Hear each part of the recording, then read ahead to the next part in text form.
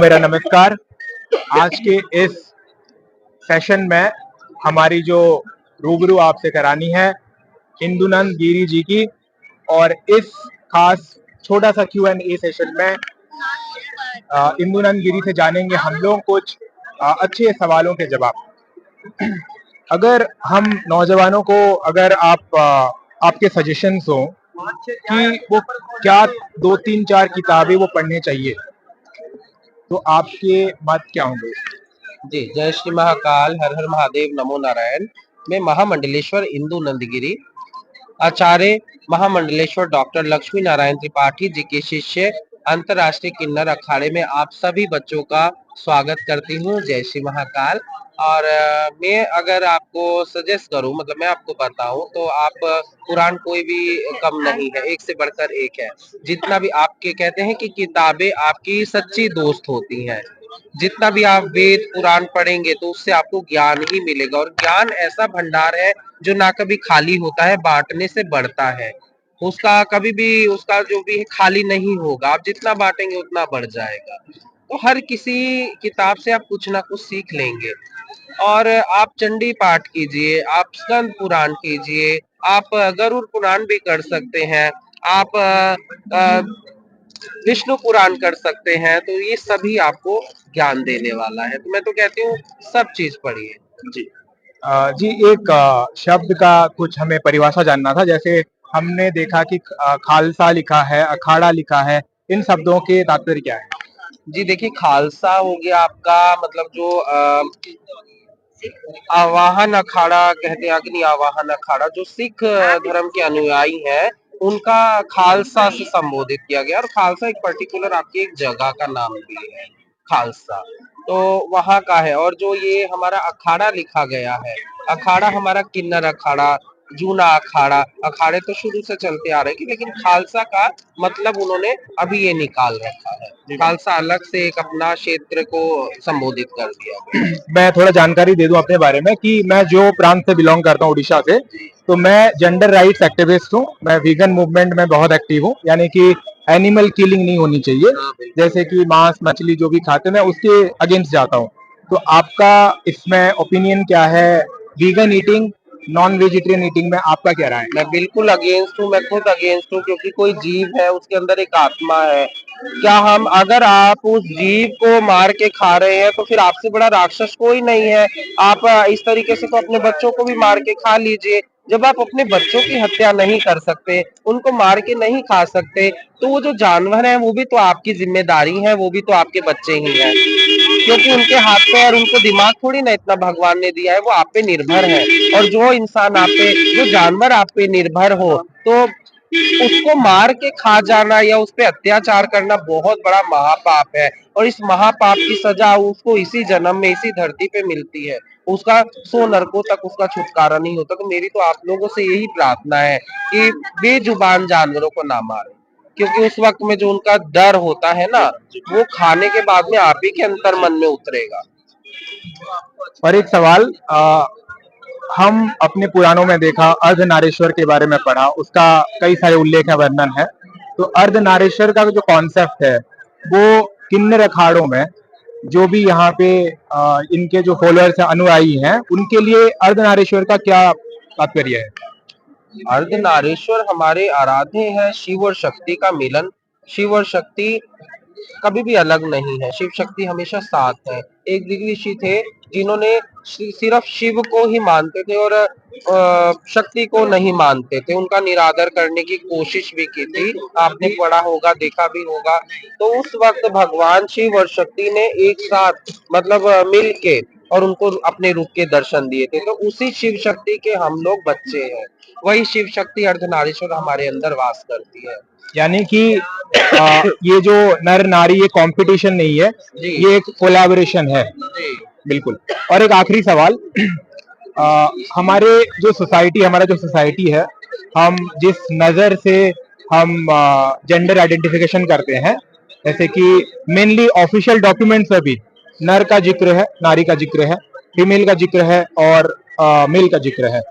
वहां पे आपको कब तक लगता है कि इसको भी इंक्लूड करना चाहिए? अभी जैसे कि ट्रांसजेंडर इंक्लूड हाँ, हुआ। हाँ, उसको हम अदर्स के कैटेगरी में रखते हैं। नहीं नहीं, अभी ट्रांसजेंडर का कई जगह कॉलम आ चुका है, कई जगह अदर्स में है, लेकिन हाँ वो आना चाहिए, क्योंकि ट्रांसजेंडर किन्नर हमेशा से रहे हैं, आगे पीछे भी थे, आगे भी हैं और आगे भी रहेंगे। किन्नर तो भगवान शिव के गणों में से एक है, अर्धनारीश्वर का रूप है।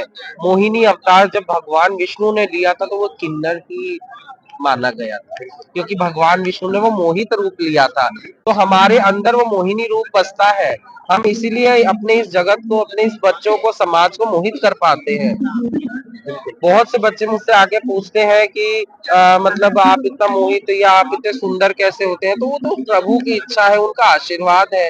भगवान विष्णु का हमारे तिलक में देखिए, महादेव भी है, माँ शक्ति भी है और भगवान विष्णु भी है, तो हमारे तो तीनों ही हैं। और एक आखिरी सवाल, अगर कोई भक्ति मार्ग में आना चाहा, कोई भी नौजवान, तो उसके लिए फर्स्ट स्टेप क्या होना चाहिए? और थोड़ा बहुत ज्ञान योग और भक्ति योग में थोड़ा आप फर्क, जो उसका जो फर्क है वो थोड़ा हमें समझाइए। सबसे बड़ा तो आपके अंदर आत्मसमर्पण होना चाहिए। आप किसी के प्रति अगर समर्पित हैं पूर्ण रूप से, सच्चे मन से, तो आप इस राह पे चल पाएंगे। आपका विश्वास होना चाहिए और आपका जो भी अभिमान होता है उसको एक तरफ रखिए, क्योंकि इस जगत में अगर आप कितने भी ऊंचे पद पे चले जाए, अगर संतों को, जो भी संत बनता है, संतों के अंदर अगर हीन भावना देखी जाए या एक दूसरे को सम्मान देने की दृष्टि ना हो, सम्मान देने का उनको ना हो, तो संत फिर किसी काम के।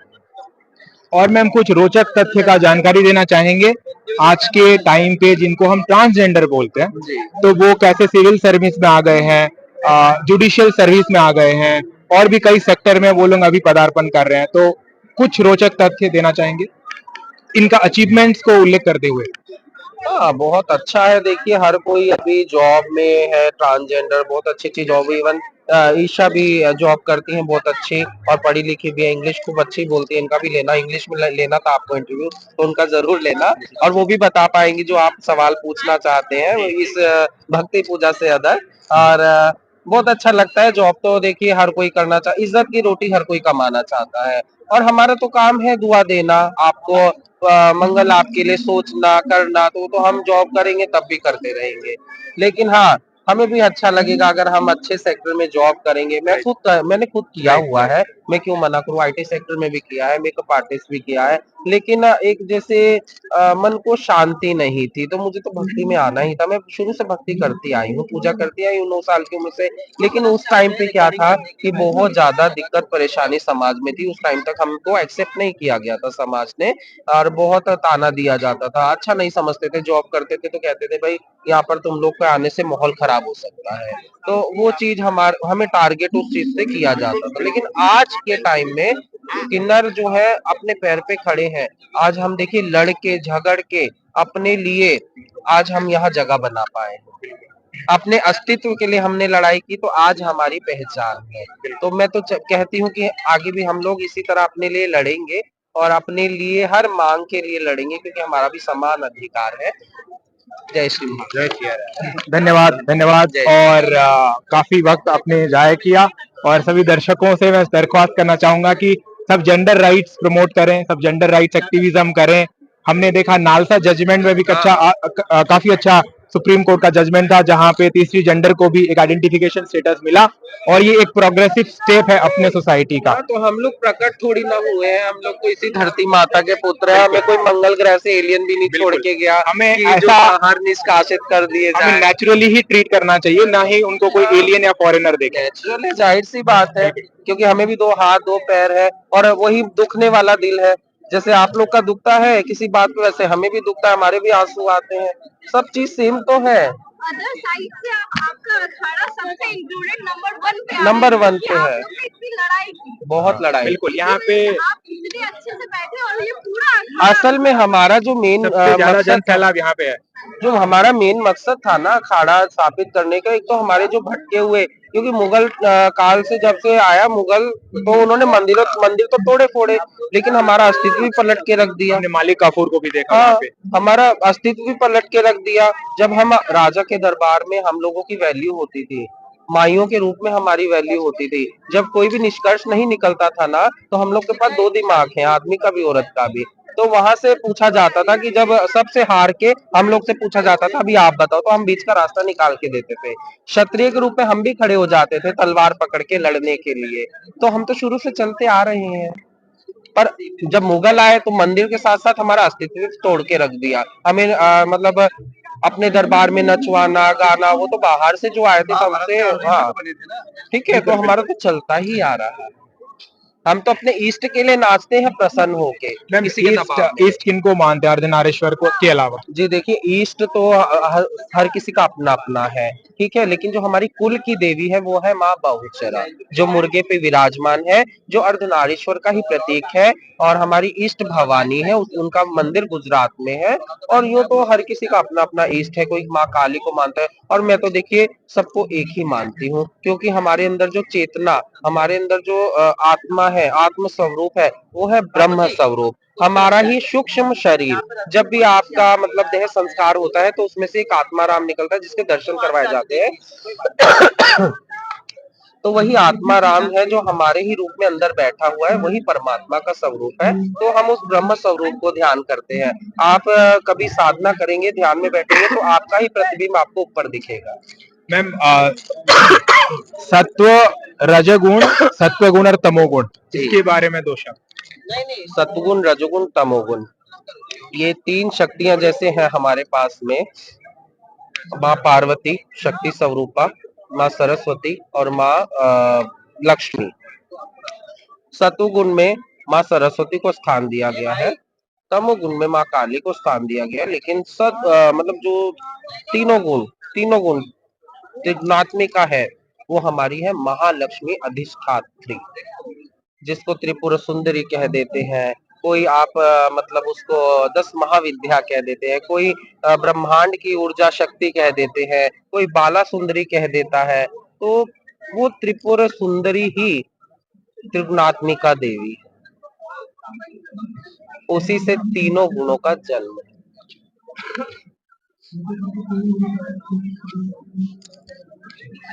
Okay, that's a great thing to know about Kinnar and Kinnar Akhada. Thank you so much, ma'am. Thank you so much.